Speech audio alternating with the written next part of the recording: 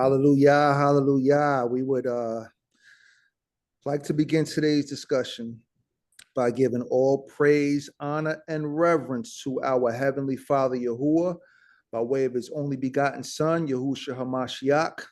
I am Obadiah Yisrael of Why Us Ministries, and today, this month's ministry of the month for the month of June, we have a very special interview for you today. I am with my little bro, my nephew, my brother in arms, Jaden Matzek, aka Yahanathan. This brother right here, let me tell you, he plays an integral role in what happens at YS Ministries. He was integral in bringing the website to its current state from where it was from when my Isha, my wife, created it.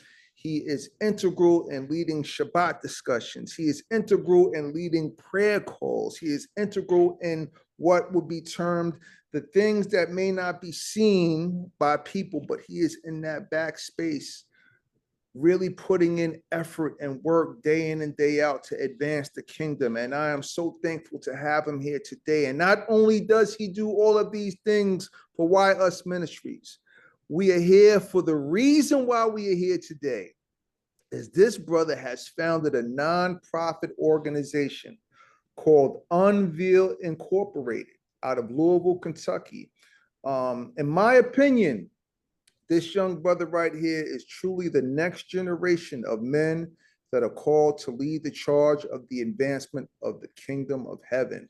And I'm excited to introduce him, and I'm looking forward to the wisdom that this young man is going to share today. So I want to open up today's interview by asking if he could share some information about this great idea that he has had and this great idea that's been given to him, Unveil Incorporated. Tell us about it, Akihana. Absolutely. I first want to say thank you. I mean, it's a true privilege to be before you. I know we have a close personal relationship, but in some of these more quote unquote professional settings too, I'm honored to be before you. So I'll praise to the Most High for this opportunity. And if I may, I'll tell a story because this is actually how Unveil was given to me. Two stories. The first story was I was given a vision of a man. If I had to date it, I'd say somewhere between 2 and 3,000 years ago. This man begins walking through this highly dense forest, this terrain of bushes, trees, high grass everywhere.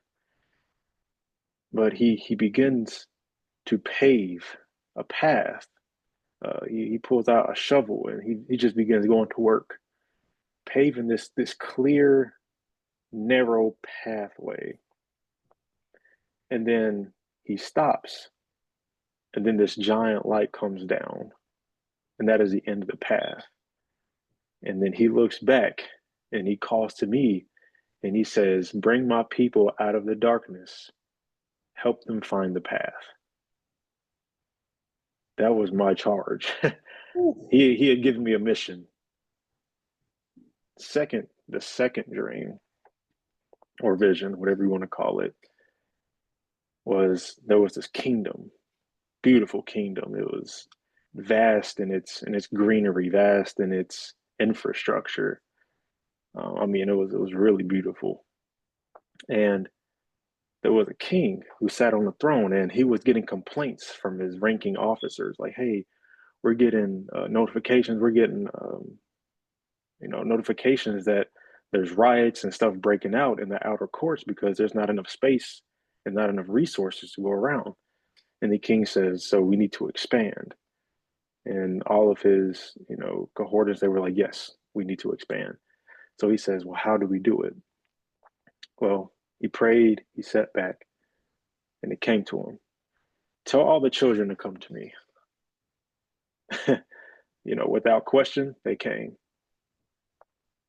So all the children from all the corners of his kingdom came, and he lined them up one by one. And for each of the children, he gave them a tool, like a physical tool. Some got a hammer, a screwdriver, a socket wrench, you name it. Somebody got it.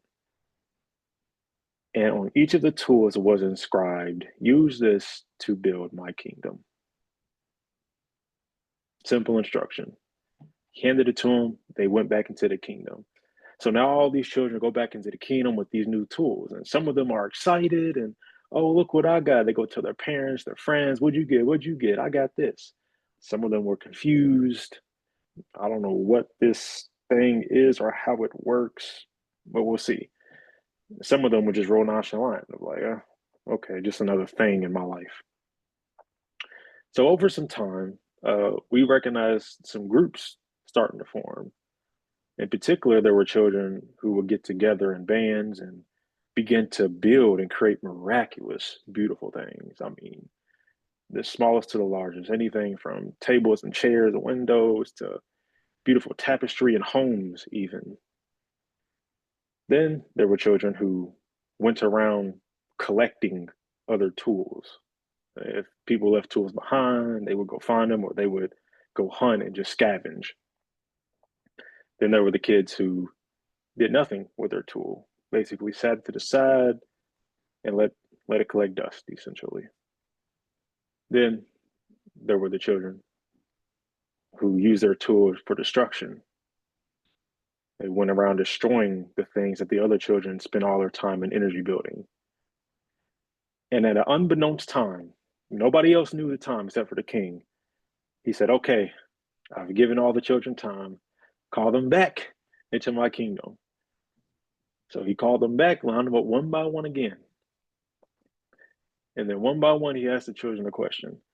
With the tool that I gave you, what did you build? One question, what did you do with it? And the kids who had spent their time in groups and building miraculous things, they were excited to tell the king, oh man, we got together and we built chairs at first, and then we started building couches and furniture, and then we actually built a house. And the king was well pleased. He smiled, reached into his treasury, gave them a gift, and said, thank you, you may enter back into the kingdom. But for the children who didn't use their tool and let it collect dust, he asked them the question. They responded puzzled and confused. Well, I didn't know what my tool was or how to even use it, so I didn't build anything. King was hurt, disappointed, sad, but he took their tool and banished them outside the kingdom.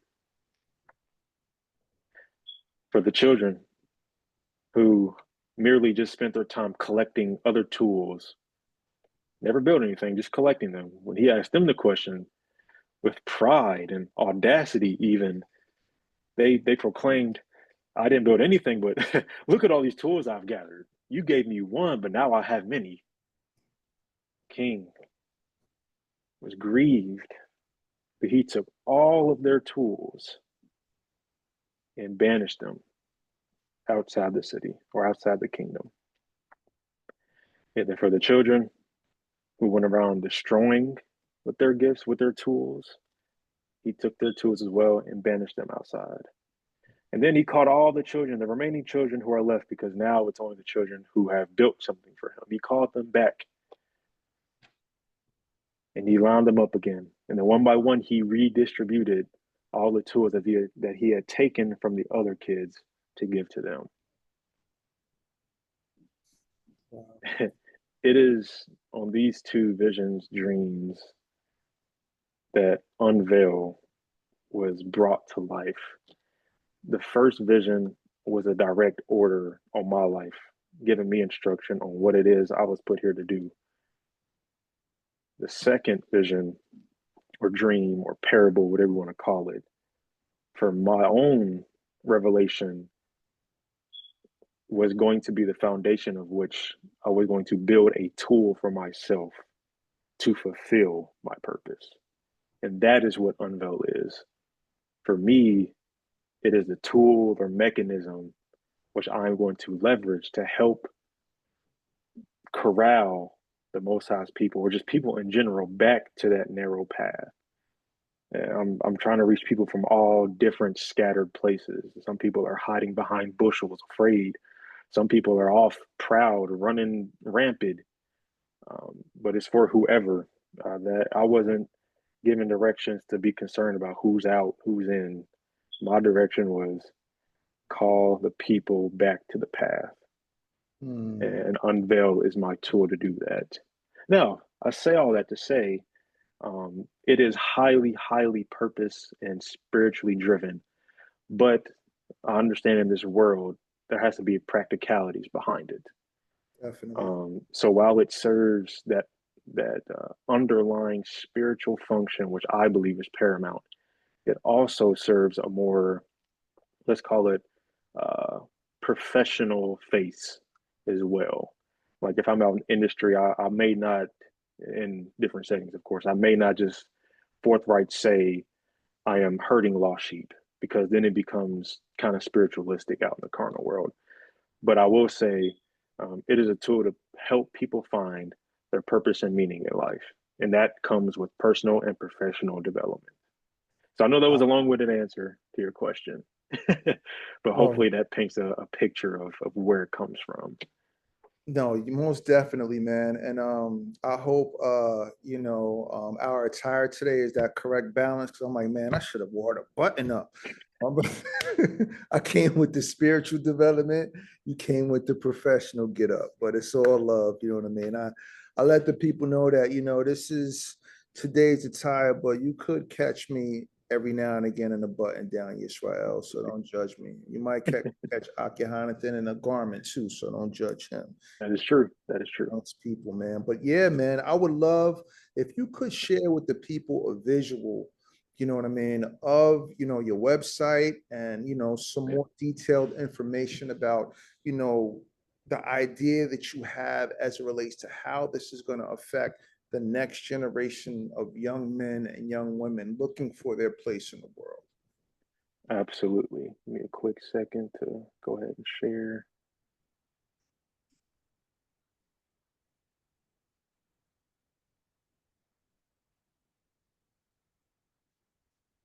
And I will say, man, these visions and these parables that you receive from the Most High.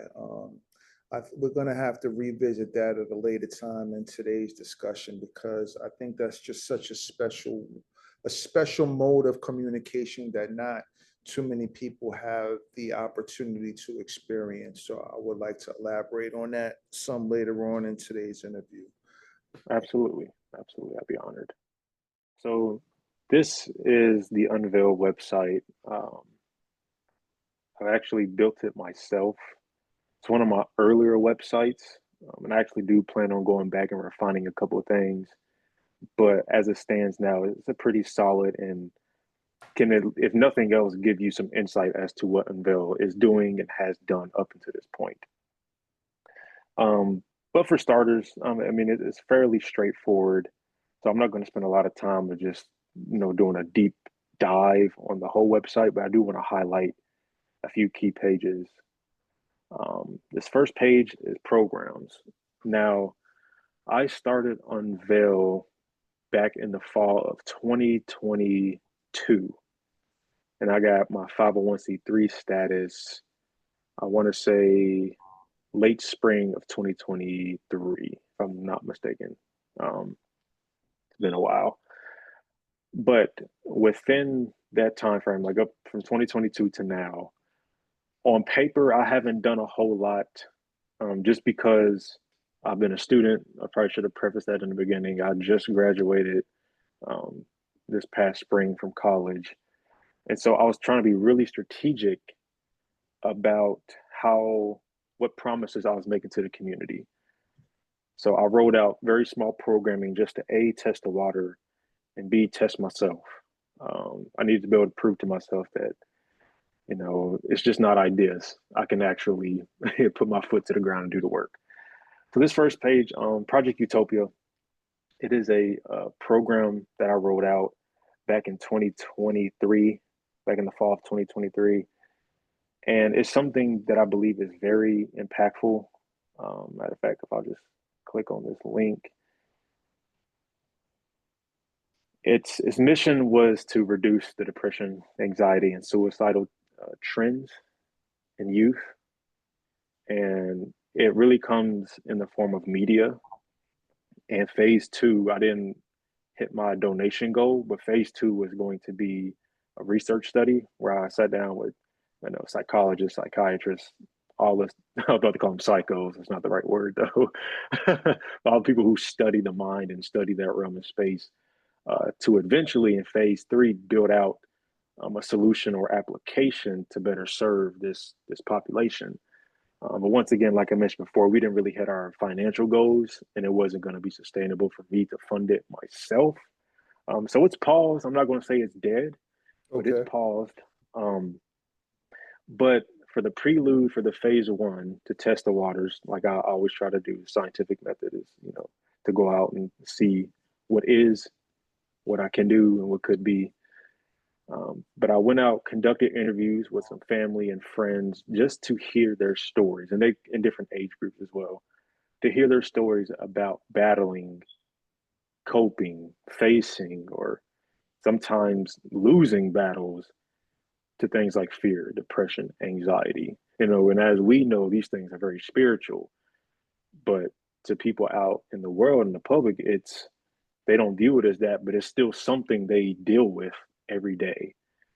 Um, so I just wanted to be able to create a space for people to connect to those feelings because whether we like it or not, everybody has dealt with these feelings, even if it's just one of them. Everybody has gone through these things. But the youth, they don't see it that way. They feel so isolated in their space. Well, oh, nobody understands me. Nobody gets me. Like I'm all alone in this. And that's just not true. So I wanted to create that space for them to feel connected to something. I even told my own story. I won't dive in it here because it can be drawn out. But I would highly recommend if you're interested at all, go on here and check it out. Um, I give a little story again. I'm a storyteller. But so that's Project Utopia, and again, that's one of our more, okay, I'll call it structured program. Like it was built out in phases. Again, it never made it past phase one, which it's just all about timing. But I'm still very personally connected to it. Um, okay, well let's pivot a little bit. So Project Utopia was more so on the line of that spiritual connection with people. But something that's more on the more personal, professional development side is the Unveil show. And it's a bit more recent. This one I launched um, late last year, I guess like late fall, early winter 2024. And I got some really encouraging feedback. But once again, I like to, stick my toes in the water first just to kind of feel out like, can I commit to this? Is this something that I can truly commit to? Is it needed and valued in the community? And is it practical? And if it checks off those boxes, if I'm not able to do it, at this present moment, because I recognize there's levels, and I'll get to that in a minute, I'll sit it to the side, but as a priority. So when I come back to Unveil full fledged, look out. Um, but yes, it's high on my priority list. So the Unveil show, and you can read it here. I discuss various topics of personal development and also professional development. I incorporate different techniques like storytelling. I'm gonna do some interviews and even book reviews. All those I love doing, um, and it's kind of an extension of my in-person programming. Like I've done close to a dozen of those sessions of in-person programming with different collaborators and schools. But it's really an extension of that, and I'm talking everything from finding your purpose, my niche, but then also how to prepare yourself for your first job. Again, my target audience is 16 to 24, and those are primitive ages is what they call it. Yeah. It can make or break you in a lot of different ways. My goal is to help build you up, building a successful brand. If you're interested in entrepreneurship, just those things that you don't really think about necessarily if you're going to start a new business or if you want to go network, realizing that every time you open your mouth and give a first impression, that is you pitching yourself. Wow. So there's a lot of tips of the trade, tricks of the trade that you can incorporate to be like a optimal pitcher, really. Okay. So that's the Unveil show, and it's one of those things that, again, I have tabled, but trust and believe it's coming back, and it's going to come back with a vengeance. And I'm super excited about it. But I'm just doing my best to operate in the Most High's timing. Um, and the change maker. This is a collection, kind of like the YS library. It's a collection of pretty much all the things I've done, at least public facing, with Unveil. Now, there are some exceptions because I've done some more privatized programming with different organizations, like the University of Louisville, for example. And I've done some other school programming, elementary. I haven't gotten to the middle schools yet, but I did a little high school programming as well. But here, you get to see encouraging posts, maybe post about personal development, professional development, entrepreneurship. A while back, I had a partner of mine. I mean, you know him, Kavion, also know as Elisha. We did Righteous Hustle. You can find some of those episodes on here. It's almost like an exclusive now because it's like, I don't know if you're going to be able to find that on the internet anywhere else. But if you want to get a little taste of Righteous Hustle, you can find it here. But really just me trying to consistently post something to either encourage, inspire, or educate is really what this space is for. And once again, it was tabled. I hate to sound like I've tabled everything, but I kind of have. But I believe it's in wisdom, and we could talk about that more if you like to. But yeah, so that is the premise of the Unveil website, and I'll give you all an exclusive too here.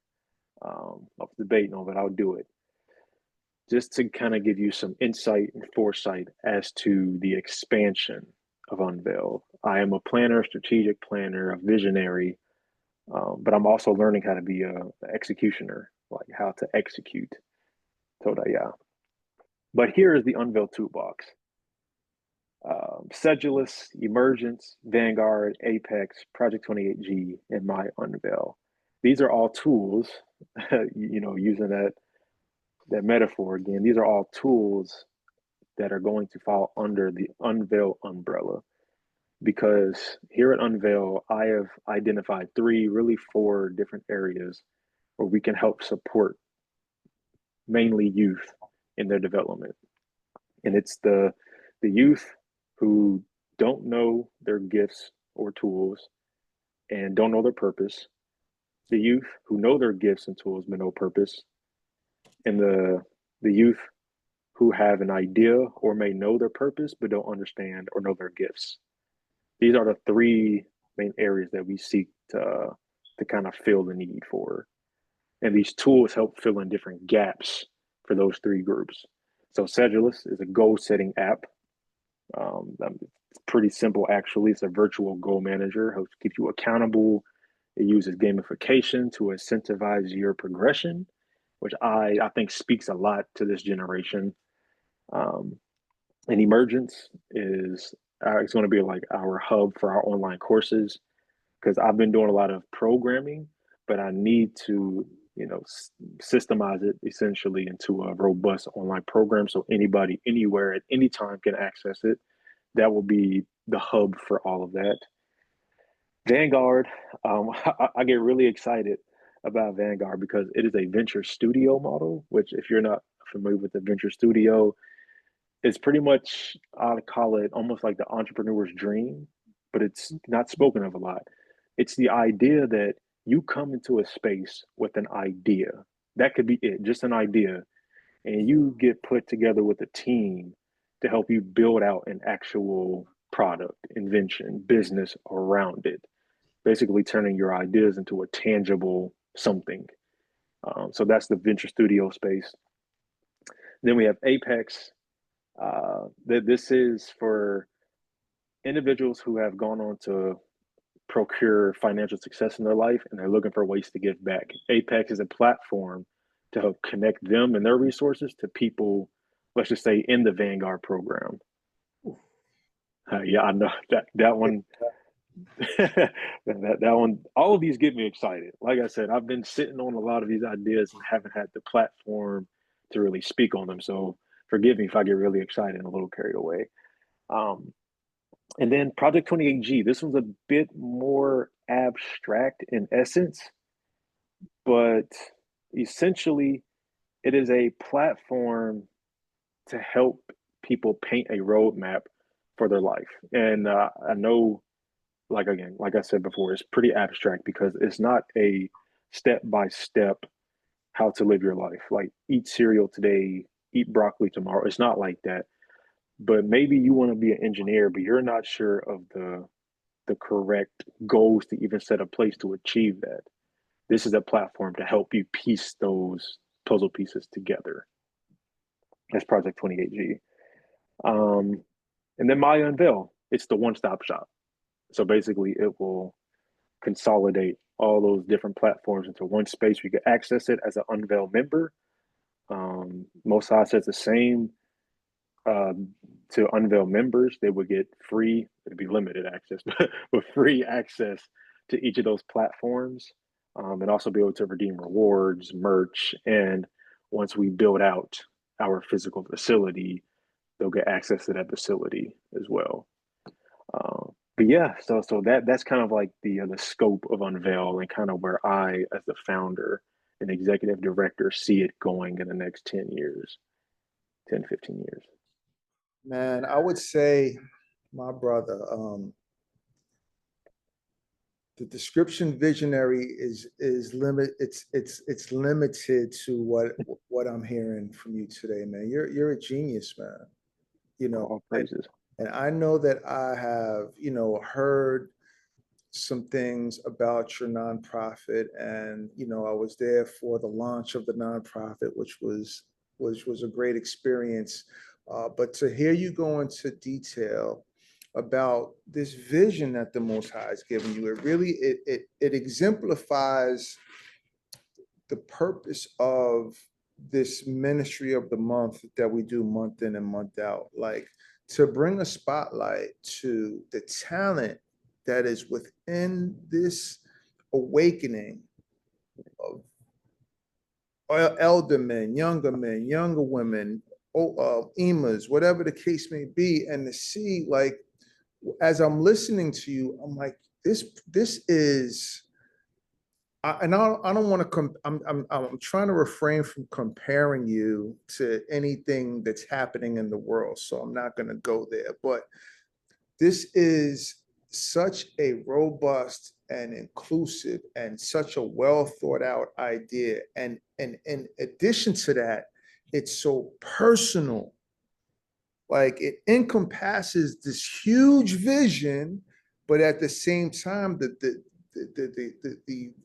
the extreme, how extreme the vision is doesn't take away from how personal the vision is, man. And I Yeah. really want to, I really would like you to elaborate on, like, what life experiences and you coming into the awakening, like how did that snowball to this point? Like, what happened throughout the course of your life, my brother, and in this awakening, in these, like, how do you get from A to B?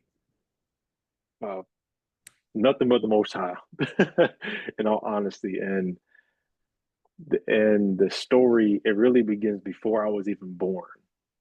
My mother's mother, my grandmother, Gloria Hobbs, she passed away when I was pretty young. Maybe I was like 7, 8. But even before I was born, my grandmother was always known as a prayer warrior, and some regarded her as a prophetess, actually, or seer. But she never claimed that herself. But I'm telling you, don't come around her with no filth on you, because she gonna point it out, and it may throw you off. You be like, how did you know? I've heard stories, though, when I was younger. Um, my mom was working at the time, and I was living with my grandparents, and I remember my grandmother being sick, like just coughing and throwing up a lot, but she would still pray every day, and it wasn't just no little prayer. Like sometimes I'm guilty of it, just a little quick 1 minute 90-second prayer, told her, yeah, thank you for getting my day started. Nah, she would meet the Most High like 5 a.m., 5:30 or something every day, and her whole heart was in it. And it wasn't just for her, it wasn't her asking for stuff and money. It was her pleading and interceding on Mm. behalf of people. And she put hands on me when I was a child several times. Um, and I kid you not, there's still moments to this day where it's like I feel her prayer. And I know it sounds kind of weird, but it's like stuff happens and the Most High reminds me of my grandmother, of like she was praying for you. So I say all that to just give some preface and context of like I come from a lineage of prayer warriors, of people who have been connected to the Most High, and I do my best not to take that for granted because I have other family members too that come from that same lineage, but they've trotted down a different path. Let's just put it like that. Okay. So I thank the Most High for that. But as a young child, I was the only child, at least by way of my mother, for 7 years. Um, and the times I was with my mother, supposed to be with my mother, I was also with my cousins. And we grew up kind of like a pack of wolves, except for the fact that I always felt mentally distant from them. I think it's because I understood that while we had like the same grandmother on my mother's side, I was cut from a different cloth from my father's side. And so they would have like these extraordinary athletic abilities and just this understanding of where they're at with each other. Where I was kind of the slower, chubby kid, and I'm lighter skinned, they're darker skinned. So there was a little disconnect. I still love them, they love me. There was no like love lost, but there was a disconnect. And so while they would go play or run around and throw rocks at each other, I'd be on the swing thinking and just looking up to the clouds and asking myself, why wasn't I a bird so I could fly? Or looking down at the ground thinking, why wasn't I an ant so I could be a builder? Why wasn't I created something else to be more useful or free or something in between? So I kind of battled those thoughts very early on in my life and in my childhood.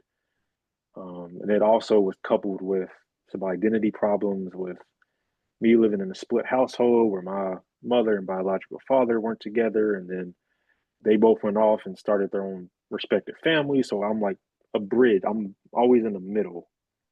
Um, and I would always bounce from house to house, go to pop's house, my mom's house, my grandmother's house. And it created a storm in my mind in a sense, if that makes sense. Like I was never settled. So I was always looking for a way to escape. And I found an escape in thinking and observing nature, Wow. silly as it may sound.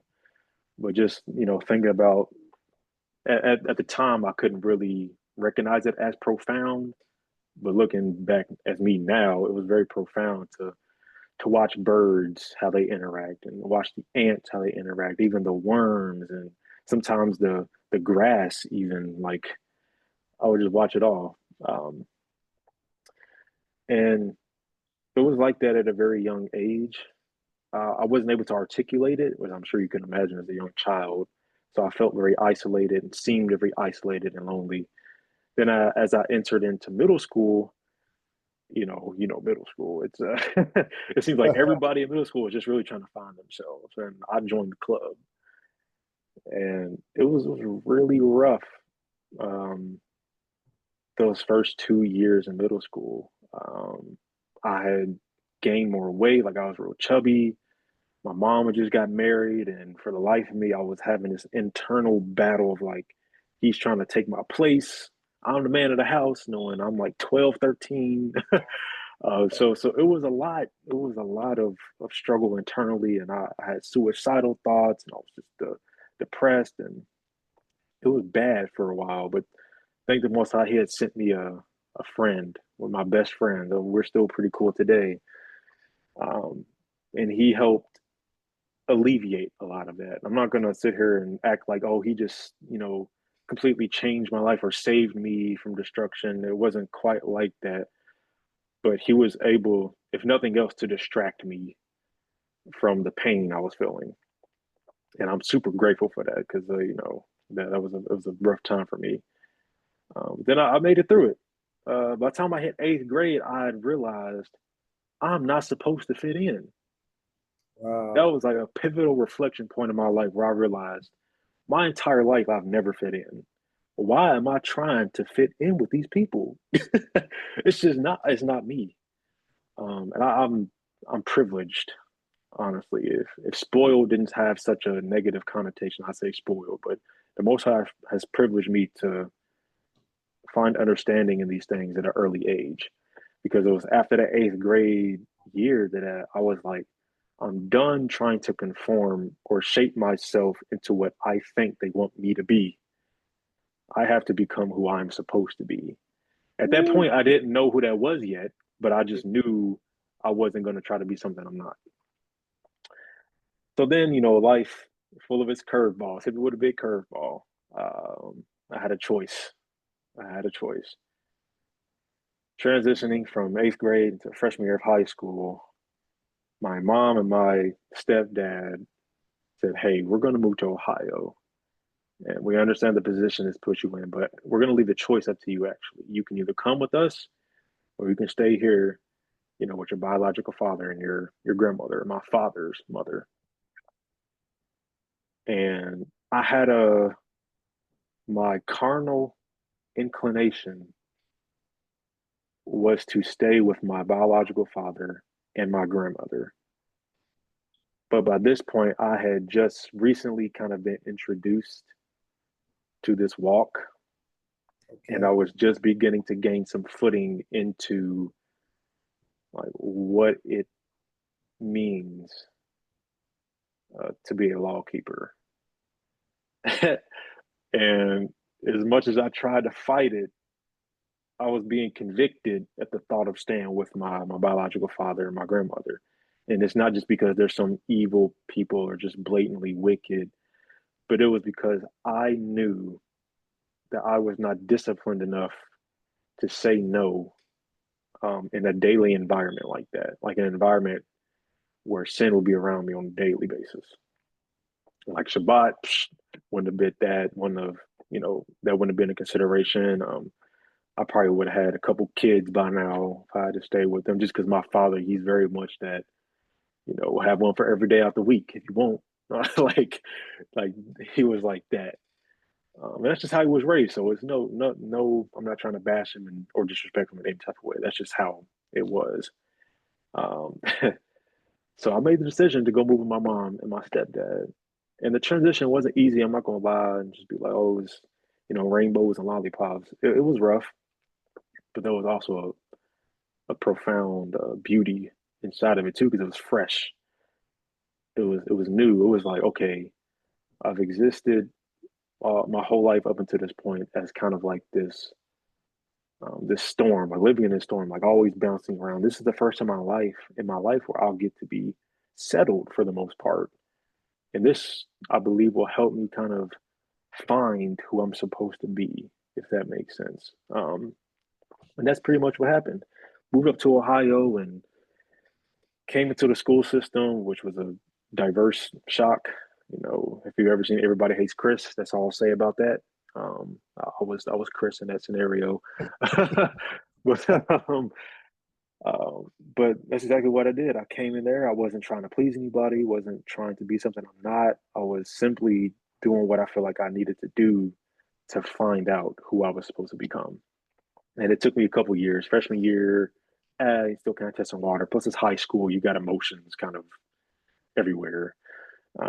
Sophomore year, okay, I'm starting to figure out I have a knack for engineering and technology, and I love to think big and far. So I really started to test those skills out. And by junior year, I had another pivotal opportunity that I actually wasn't going to take. I'm not going to spend a lot of time talking about it. But long story short, I had an opportunity to go to a technical trade school, Scarlet Oaks program in Ohio. Highly recommend. I'll vouch for it any day of the week.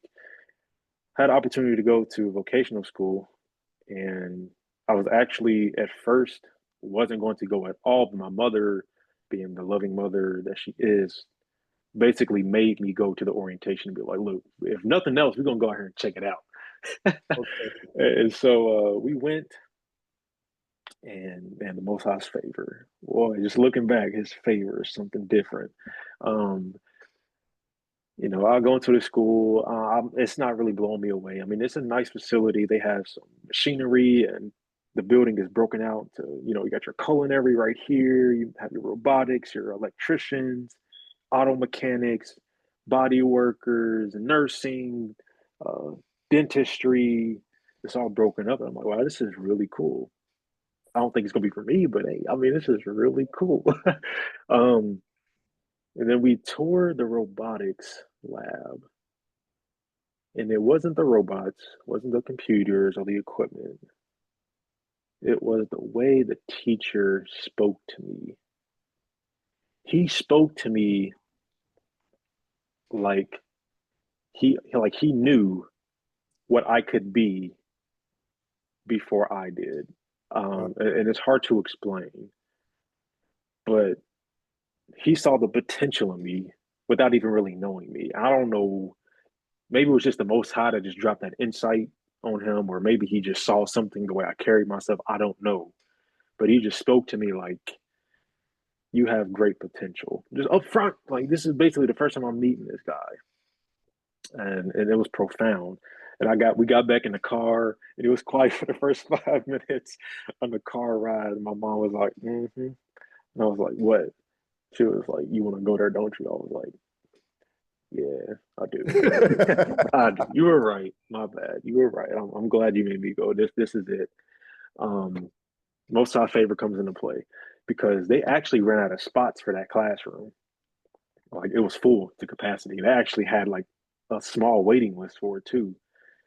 So so I was gonna go into the electrician field, which let's just say it's drastically different. Even though they may sound close, very different. Okay. But I was gonna make it work. I was like, at least I'm in the building. Out of what felt like nowhere, we get a call from the school. Apparently, Mr. Jackson, my engineering teacher, had created a new spot. He moved me up to the top of the list, created a new spot so I could be in his classroom. Wow. The Most High's favor. And I tell you what, that was pivotal in terms of my development because that man proved to be a real genuine mentor, professional mentor in my life for those 2 years, my junior and senior year of high school. And I said all that to say, I know it was a lot of context, but it was my junior year that really turned something on in my brain. I got exposure to various fields of industry. I got to find out what I like and don't like about each. I got to figure out who I connect with, like the type of personalities I connect with within these different fields. So I began to paint a picture in my head on where I fit in into this professional ecosystem. And it hit me, even though I'm in here in engineering, I am not your typical engineer. And that's not prideful or nothing. It's just a different perspective for me on what engineering is. And so I got real close to Mr. Jackson, my mentor, and he would not only give me engineering principle, but like professional principles of how to build and curate a resume, um, how to conduct yourself in an interview, how to conduct yourself in a meeting, how to leverage more of those soft skills, who you need to talk to build some of those soft skills. Um, and it was those fundamental aspects that he planted in me that I went off to build upon. So I started getting some one-on-one like speech coaching, and then I got what's the word, promoted. Like somebody referred me. That's what it is. Like a referral referred me to go speak at the Rotary Club. I just thought, okay, chance to win a little bit of money. Let's go do it. And this is now my senior year. We're going into my senior year, so I do it, and I blew everybody away. Kind of shocked me because in my head, I'm still kind of this engineer archetype, and the stereotype of engineers, nerds, geeks, don't like to talk, introvert, behind the screen all day, which I can do that, um, but I won in like it wasn't even close. Um, all praises to the Most High, but it affirmed me that even though I call myself this engineer, I don't have to fit into this little box they tell me I have to as an engineer. Like I could do something different with this. So then I leveraged that to go into networking events. Next thing I know, I start my first company at 16 years old, making these 3D gadgets. And I start going to these different pop-ups and selling my stuff. And I got to do a pitch in front of like the school board representative or something, and they loved it and they wanted it. But then, of course, you know what happened. Global pandemic happened, Of course, right? of course, but it was all part of Most High's divine plan. Oh, yeah. But yeah, so I had all this motion. I, won my first speech competition. I was going to go into the state. And from what I could tell, I had a really good chance to win a state, was looking to go to nationals and whatever. All that got canceled because of the pandemic as well. I had my company, and now it's spring of my senior year, and everything goes virtual. Um, and I lost pretty much all my fire within like that first month of the pandemic. It was just like my 3D company came to a screeching halt, because now nobody's really buying physical products, nobody's meeting face to face, which is how I was meeting my clientele and building relationships and selling stuff. Um, and speech thing shut down, and I was president of the National Technical Honor Society. I was like class president there too. I was in a lot of leadership positions, and it just at that point all felt worthless because it's like, well, what do I do now? I can't. There's nothing I can do about it now. But I mean, there is no but. That's how I felt, and that's what happened. But I trudged through, tried my best to give everything I had to finish my senior year strong, and praise the Most High, I did. Straight A's, the whole nine, and got a full ride scholarship to the University of Louisville, where I took up industrial engineering. And I'm not gonna lie to you, it was I had become a shell of myself coming into college. Became a shell of your self when you Yeah, made transition into college. Like, can you elaborate on that some? yeah. So COVID, it hindered a lot of my, kind of materialistic success, with the business and the speech. But more detrimental than those was what it did to me mentally. I began questioning myself. I kind of went into what some may call my natural state, which is kind of like this introvert, think all day long, not really go out and be around people type. And I saw less and less of me becoming that successful entrepreneur or that profound um, speaker. And I became more and more just like, well, let's just see what happens. I'm gonna just go kind of go through the motions. So Mm, I felt like a real shell of myself, and I was kind of ashamed. Like there was a while I actually could not look in a mirror because I was just like disgusted with myself.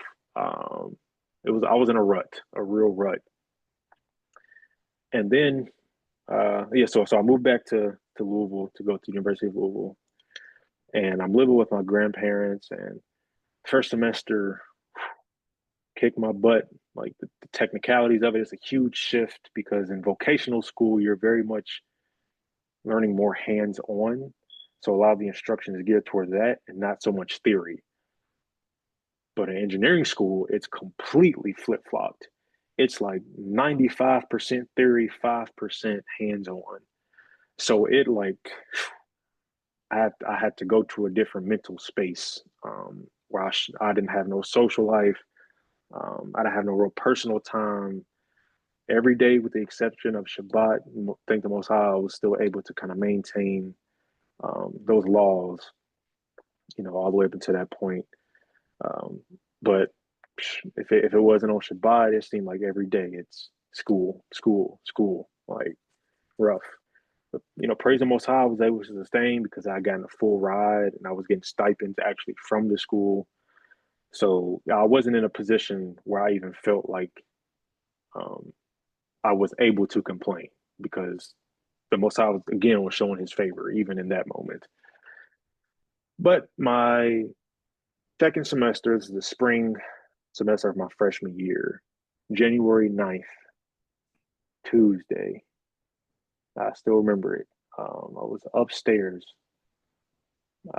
just finished my calculus exam, and I was feeling pretty good because those calculus exams, they beat your butt. But when I studied hard and I crushed it, I knew I didn't ace it. But to me, at that point, I'm like, hey, a solid B, I'm happy with. I will do a backflip over a B right now. I crushed it, and I was like, man, I'm in such a good mood. I'm gonna go ahead and knock out my chemistry homework. So, doing chemistry homework, I put in my earbuds, listen to music. A couple hours in, I hear a loud "Mm," downstairs, and I knew at the time that it was just me and my grandfather there. So I yelled down, "Cool Daddy!" I called him Cool Daddy. You okay?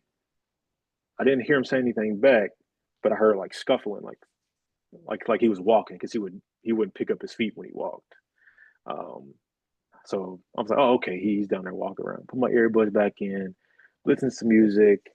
About 45 minutes to an hour later, I just get this sinking feeling in my gut. And I just knew something was wrong. And so I take the earbuds out and I go downstairs, and I find my grandfather laying on the floor, unconscious. So I grab my phone, run to him. I'm checking his pulse. I'll call 911. And it just may just be me now, like reflecting or misconstruing what actually happened. But the woman who was on the phone seemed more like, I don't know if anxious is the right word, but she seemed more like, what's going on, um, than me. I was just more so like, oh, my grandfather's down here on the floor. He's not breathing. He's unresponsive. Like, you send an ambulance. And she's like, okay, can you, are you checking this? I'm like, yes, I'm checking his pulse, all that. And I gave my grandfather mouth to mouth, and that that experience, it just, it did something to me. In that moment, it broke me in different ways. Um, it did. Like, it was really hard. Like, up until that point, I've never really been like a super emotional person. Never really cried that much. Ambulance came, picked them up, and I felt like everything was moving in slow motion. And they came in laughing and giggling, and I'm like, this is mad disrespectful. This is my grandfather here on the floor. Like, can y'all do y'all's job, and you know, let's try to be productive in this scenario, this situation. Um, and so they took them, and I hopped in my car and I'm driving. I'm praying the whole time, but I'm struggling to pray. I haven't told this to people, but I struggled to pray that he be brought back.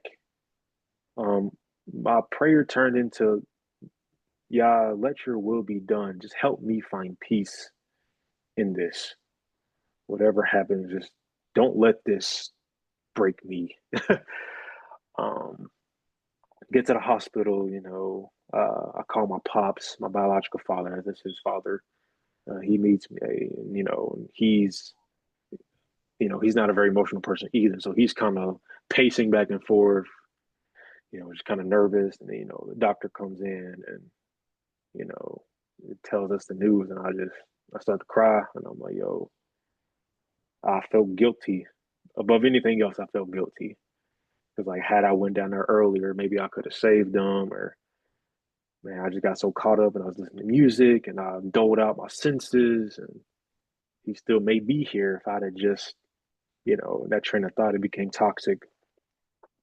And all this is relevant, trust me. I know this is not exactly your question, but it's all relevant because without all these experiences, A, I wouldn't be who I am and who I'm becoming, but B, it wouldn't have created the necessary means for Unveil to be born because I I took a break from school shortly after that. I tried to go back for like 2 weeks and I just couldn't focus. I would close my eyes and I would see him on the kitchen floor. Um, there are times I would go to the bathroom, look in the mirror, and then found myself just getting lost in gaze for like 30 minutes because it's just running through my head, the entire scenario. So it became very traumatic for me in a lot of ways. But my mom, she ended up coming down and basically forcefully moved me out of that grandparents' house because I was still living there, even though all that happened. And she took me to my aunt's house, and my aunt, has a background in therapy. So I got to express some things to her. It wasn't even really formal. Like she didn't make it like some real formal sit down in a chair, talk to each other. It was just real. It felt more like aunt to nephew than that. But that was her expertise. But it helped. Just creating that safe space for me to articulate how I feel, which I've never been used to doing. I've been used to thinking and using logic, not feeling, which comes into play with Unveil. But after all that, I took a break from school, took that spring and that summer, and I was like, yo, I need something to occupy me. I need a job. I need something to do. Reached out to a couple people within, my small little network, and my it's gonna sound kind of messy, but you know how black folk get. My biological father's first wife, one of her best friends, hooked me up with a job as a security officer. And then not too shortly after that, I came across an opportunity to be a intern, like a summer intern for like juniors, seniors in high school, but also undergrads in college, um, which I was at that time, freshman in college.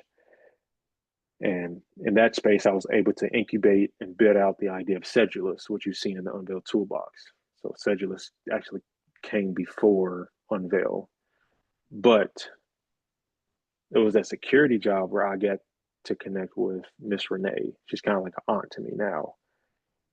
I found out that she's an accountant. She does real estate, but she also does like startup consulting. So like she may help people start up their businesses, which with an accounting background is incredibly helpful.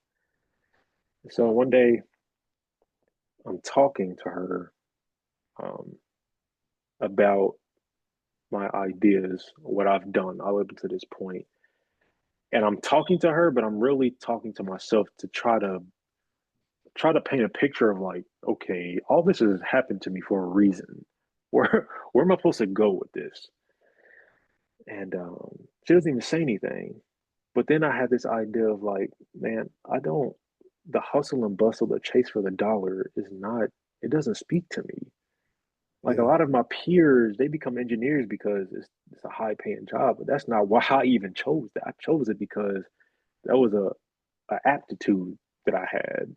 Like I felt like I was technically inclined. Like I just naturally gravitated towards high tech things.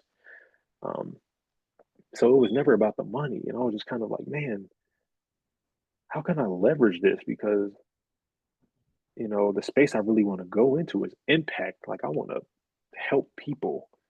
At first, I wanted to help people not live in a life of chaos like myself, but I was like, man, that's really undefined. Like, 'cause that can mean different things for a lot of different people, and there's not just a blanketed solution to even approach that. So I was like, man, that can't be it. So then I went back and started doing some reflection of like, what are some of the key like patterns in my life? I was like, man, I've bounced around a lot in my life. Some may claim it as instability, but on the flip side of that coin is adaptability. I'm highly adaptable.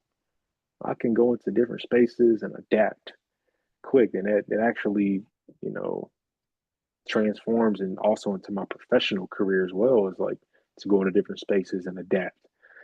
I was like, okay, I can adapt. Um, man, I believe I've been gifted with, this ability to learn. I recognize that's a skill. To learn is a skill, and so I'm able to like learn things and at a fairly rapid pace. So like, okay, so I can learn.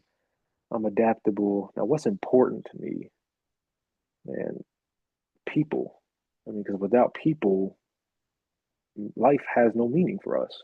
Like without this idea of a communal utopia, it's like, what are we all working for? And now we're just robots, if that's the So, case. so, Um, so I began trying to piece these together, and I got really deep into reflection.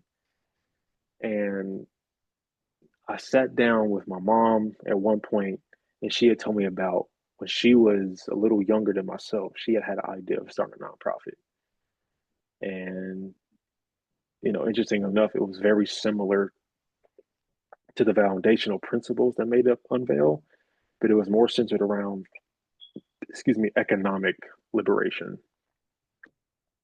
I was like, wow, that's deep. So I took some pieces from what she was saying. I was like, okay, I'm gonna save that. Then I talked to Miss Renee on a separate occasion. Didn't even tell each other about the different conversations. She told me when she was about my age, she had an idea to start a nonprofit. Now she still wants to start a nonprofit, and it was kind of centered around the idea of um, giving people resources to help find meaning in their life. Essentially, paraphrasing. And I was like, wow, that that's really interesting because my mom was just telling me a little bit about that too. And I was like, I don't think that's a coincidence. yeah, Um, because I had already had these feelings, I just didn't know how to like put them together. So after I heard that, to me, it was like confirmation of like, okay, two important, impactful people in my life have had this dream, but have not been able to execute it. Maybe that's what I'm supposed to do. Because it's not only their dream, I think it's my dream. And it's not only my dream, it's actually our dream in a yep. degree. So I was like, that's it. That's it. That's it.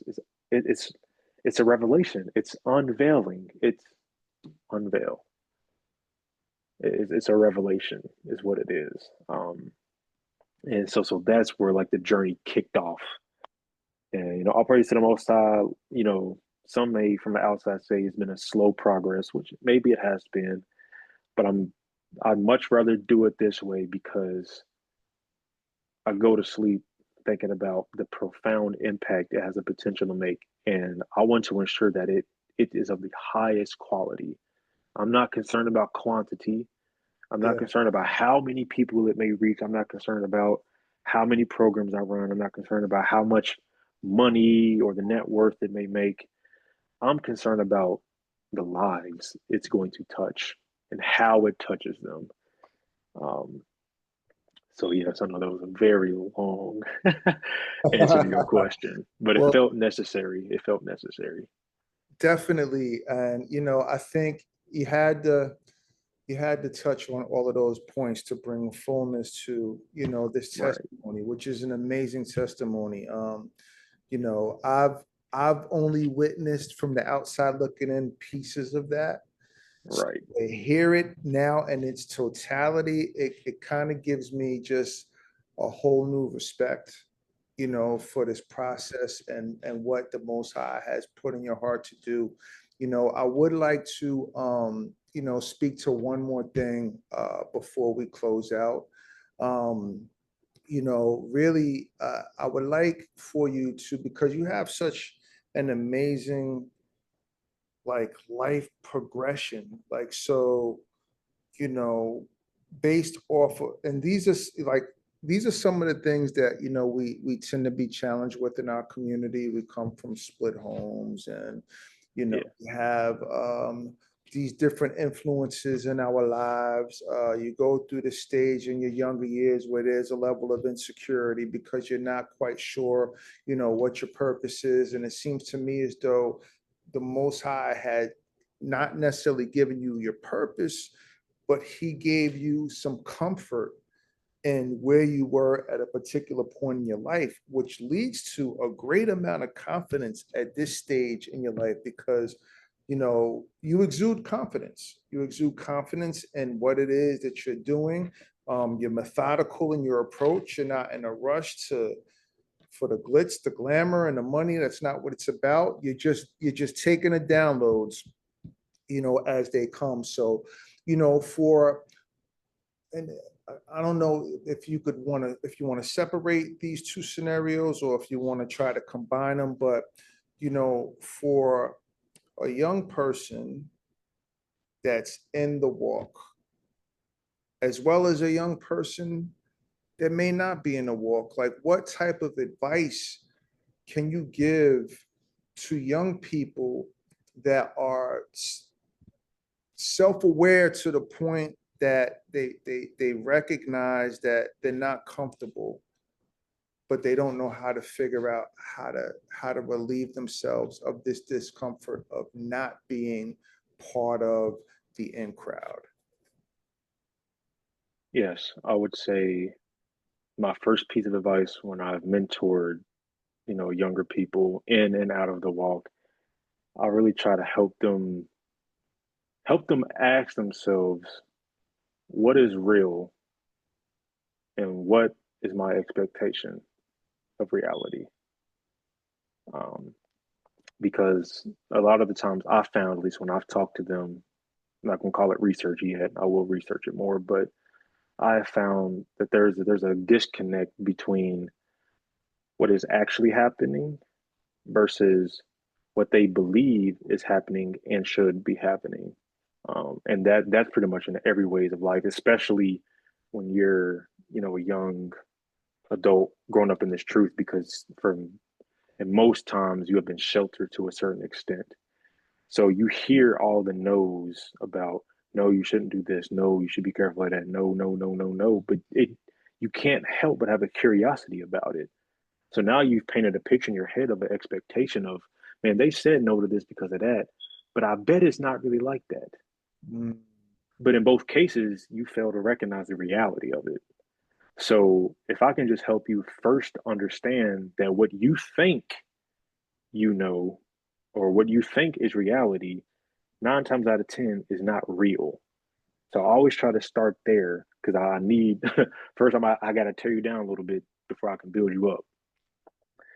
Because then from there, it becomes a story of I need you to recognize patterns in your life. The Most High is the most grand storyteller I know, um, and he lets you know where you're going from the beginning. I mean, yeah, that's how we wrote the story. Um, so go back into your childhood, everything that you have has happened to you, all the key points that are like profoundly stuck in your memory. Like write those down, reflect on those moments because within that are nuggets and seeds of your future. So don't get caught up in the chaos in the moment, but recognize those patterns. mm, Because I'm telling you, they're happening to you again, probably right now. And if not right now, they just happened. Or if they didn't just happen, it's about to happen again. And if you don't start catching these patterns, you'll find yourself in this turmoil a lot. And it's especially something in the truth community because um, I want to call it these boxes that we've been put in. We see or we practice the Most High's law like it's some like it's some prison cell at a certain mm, time.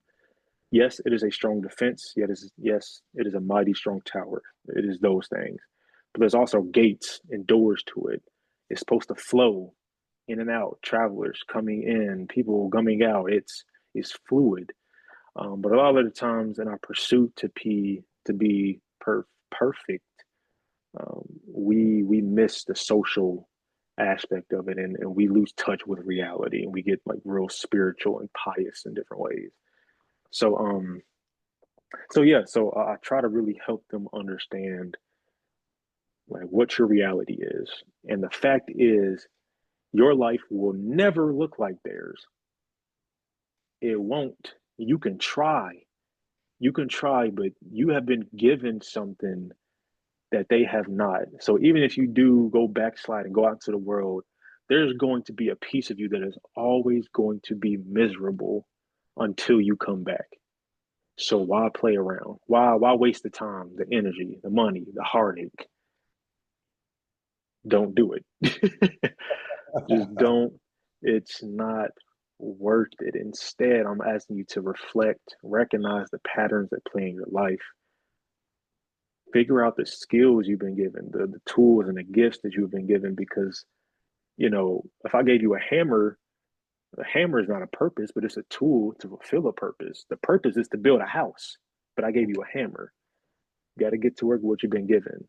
And so really, I know you asked like, what is, what I would say. One of the first things I would say. So the first thing I would say is understand your reality is not their reality. And then to build upon that, I would really try to help them think critically about the patterns in their life and the gifts they've been given. Because then from there, we can really get into the nitty gritty of professions and approach. Like if you're a teacher, if you're a leader, like those things start to really fall into place after you come to those realizations. Wow, man. My brother, man. Do you have any closing comments?